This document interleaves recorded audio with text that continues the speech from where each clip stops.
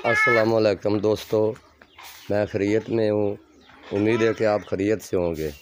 इस बच्चे का शौक वेखो और काम वेखो।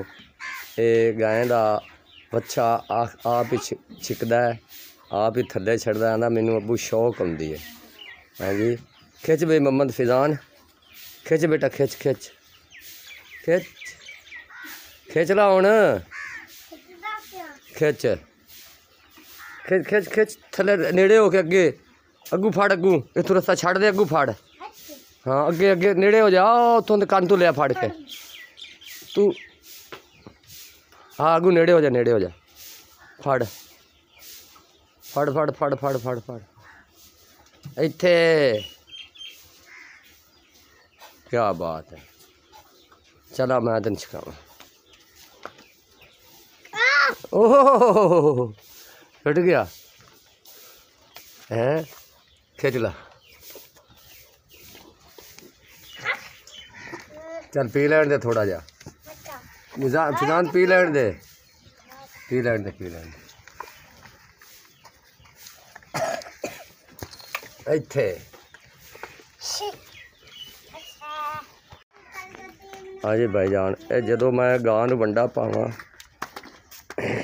पावां तो यह बच्चा भी उस रीस तू ओनू वंडा पाउंदा है। बच्चे नूं मूँह फड़ के, जिवें मैं मूँह फड़ना, इन्हूं मिसाले देना या गुड़ देना या कोई ऐसी चीज़ देना, तो यह बच्चा जिहड़ा ना ये भी इस तरह ही करता है।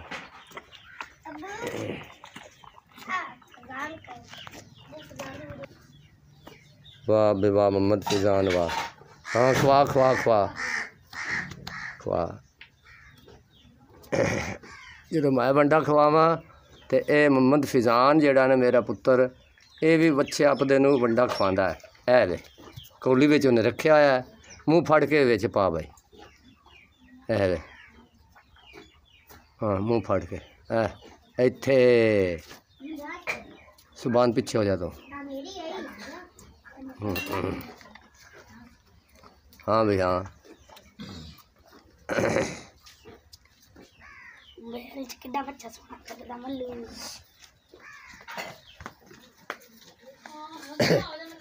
ओ नेड़े कर लो, नेड़े कर अजान।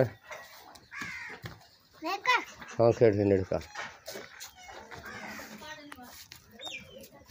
ए सारे बच्चे दे उदाले हुए रहते ने ते बड़ी शौक करते ने।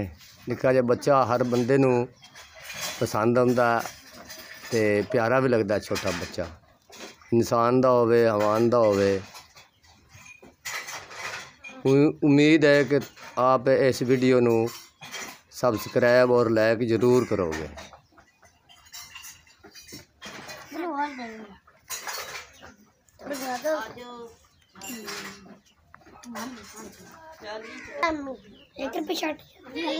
चल बेचान। हाँ फिजान खा गया बच्चा तेरा?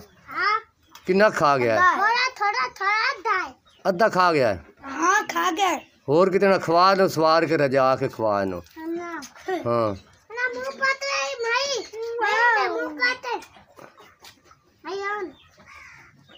मुँह पट इत्थे। माशाल्लाह क्या बात है भाई, वाह भी वाह। बंदा चंगा मरद बन सी है। वाह जी वाह। ओए नी दंदी ना लवा लवी हथ ते है ना। साइड तो हथ पाया कर। इंज वाह छलू साइड तो हथ पाया कर। हाँ इत्थों इत्थों। हाँ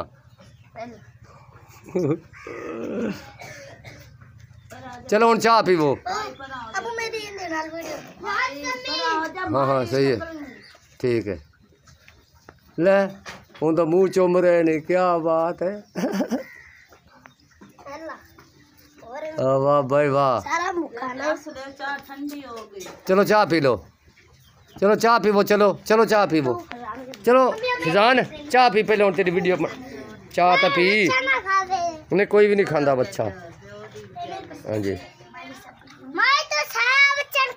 हाँ। यह साडा इस टाइम का नाश्ता है, रसां दा। बच्चे नाश्ता कर रहे हैं जी, चाह ते रसां दा। उस तो बाद फिर 2 घंटे बाद खाना पकेगा। हुणे खा पी के स्कूल चले जाएंगे। उस तो बाद फिर 2 घंटे बाद खाना पकेगा 12 बजे का।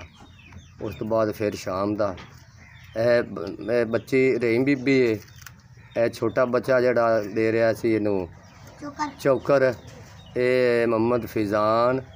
यह जड़ा दरम्यान च बैठा काले कपड़े वाली उरली साइड ते, ये मोहम्मद अजान जड़ा काले कपड़े वाला रस खा रहा है। ये मोहम्मद सुबान। ये मेरे बच्चे हैं जी। आप इस वीडियो को लाइक करो, सब्सक्राइब करो, अगे शेयर करो। आपकी मेहरबानी और शुक्रिया अदा करांगे।